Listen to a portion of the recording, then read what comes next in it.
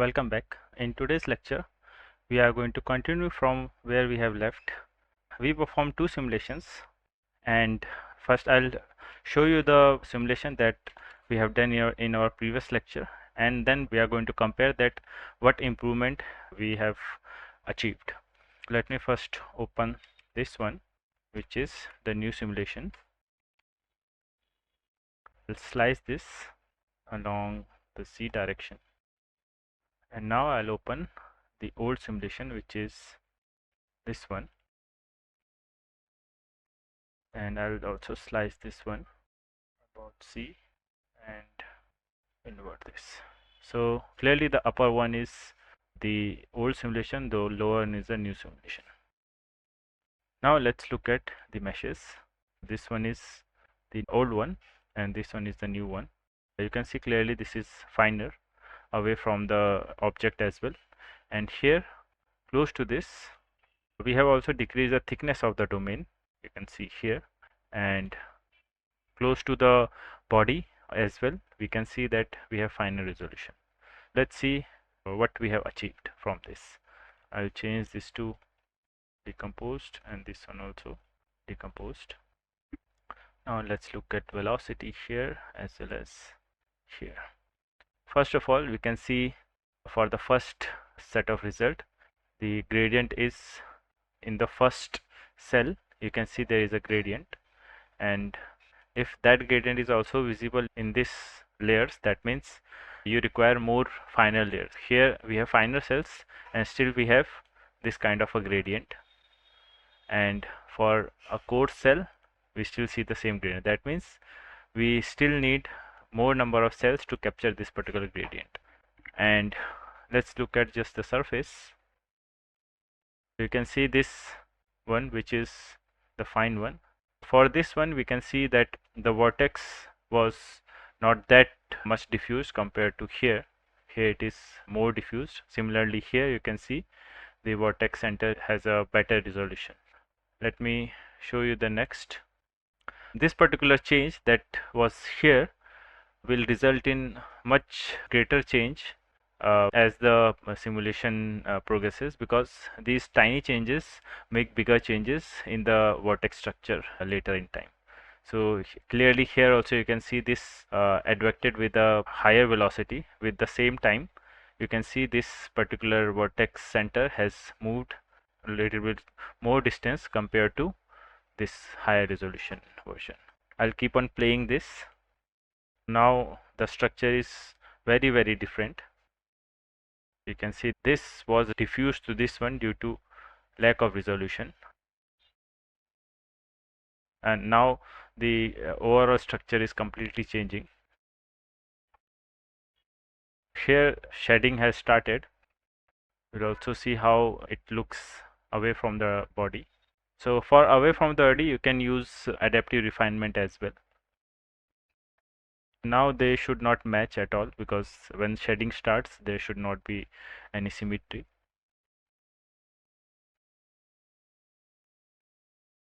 Let me pause this and let's look at both the vortex shading pattern by just translating this old result by this amount. This amount is, we can check here. If we go here in the block mesh, you can see this is 0.8, so negative 0.4 to 0.4, 0.8. If we translate one of them by 0.8, we'll be able to observe both of them. Let's translate this about along Z direction with 0.8.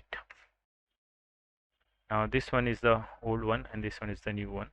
Now let's see velocity in both of them. This one is the old one. You can see the patterns that are visible here. Now we can just take a slice about Y, and here as well I'll take a slice.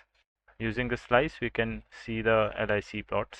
So this one is the higher resolution one, and you can see at 29 you can see shedding here, but there is no significant shedding happening here. Let me now run this. This particular vortex is also not diffused.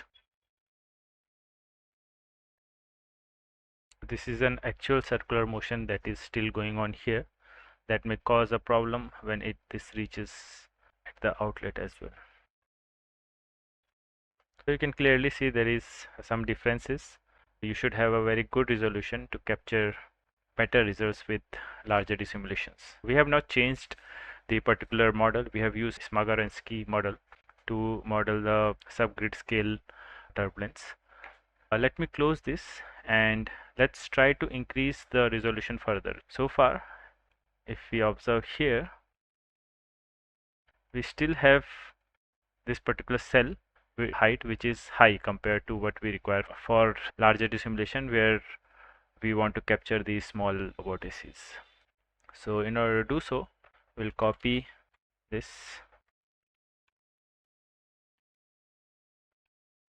with this name. Here in the previous lecture we also tried to create layers, but I did this on my own and I found that in order to create layers you should not use this along with that. It's hard to create layers with feature resolution. So I'll keep this 0 and keep this 4 to 6, and for the layers I'm going to use 20 layers with 1.1 expansion ratio. This looks fine. Let's try this. I have removed post processing and processors folder. Now I'll run block mesh and then snappyHexMesh. The layers has not been created. Let's see what was the problem. Did we switch this on or not? This we have not switched on. When you have completed these two steps, and sometimes you may forget to activate this, you can just activate this and you can run this without running block mesh. It created 74% of the mesh. Let's try to decrease this mesh resolution to 4 for all the points. Sometimes non-uniform points on the surface may also cause the problem. With this, we'll try making more number of layers. Again, run block mesh and then snappyHexMesh. This has completed and you can see all the layers has been generated, and you can see here the mesh layers. It gradually changes and you can see the smallest cell height that we have is very small. We can also check the actual value of that. So it's around 1.3 e minus 5. Now we can run on this. First run decompose, so this should be empty. Again remove all the processors, again decompose, and then you can run this. So I'll stop this here, and since I have already run this, I'll just open that. This one will compare with the fine version.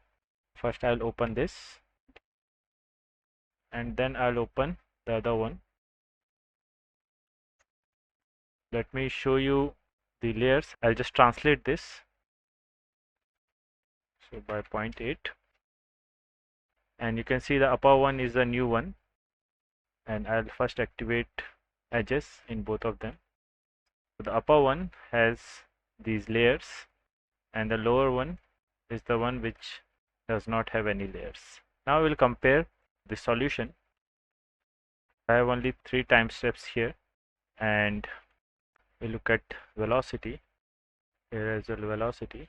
Let's look at the surface. We know the upper one is the new one. For this one, you can see, let's look closer. Close to this, you can see we have very fine mesh, and for this fine mesh as well, you can see the gradients. Up to this, we can have a mesh layer up to this as well, because the gradient here is not that much, but you can see that for this amount of distance, which is around 1.2 e minus 5, you still see a gradient which was not captured here. If we compare with this one, you can see it was not captured for this very big cell, which is around 4 e minus 4. So that means the distance there is 1.2 e minus 5. Let me just make this around that 1.2 v minus 5. The distance there is around this much. You can see the difference of the cell height close to the surface, and here we are able to capture the gradients so well. Only two cells have around 0 velocity. After that it has non-zero velocity. That's why these kind of prism layers are important when you are performing your simulation using large eddy simulations. And also with k omega SST, if you have this kind of a mesh, it is beneficial. Now let's only observe the results here. Actually we can compare the results. This is for first time step. You can see the kind of vortices here compared to what we have here. Compared to the coarse resolution, we had better vortices here, but here we have only one vortex, but here we have two, a smaller one as well. Now let's move to next time step. Here also you can see one vortex here, but for this one you will see that it is diffused. It is not that clear. Now the next one, there is a clear vortex which is going away from here, but here you can see two vortices.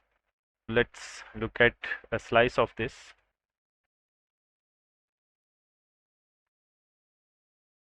For the upper one, you can see you have 1, 2, 3, 4 vortices along with this primary vortex, and here you have only one, and there is a second one as well, a smaller one, but the other two were diffused. You can see if you increase the resolution close to the body, you can capture this flow with more and more accuracy. Now we'll stop here, and in the next lecture we'll also simulate this particular flow using k omega SST, because we have better mesh here, and we'll see whether we are capturing same kind of flow patterns or not. And then we'll also try simulating this particular flow, this particular scenario, using other LES models. Thanks for watching, and if you like the content of our channel, then please like, comment, share and subscribe.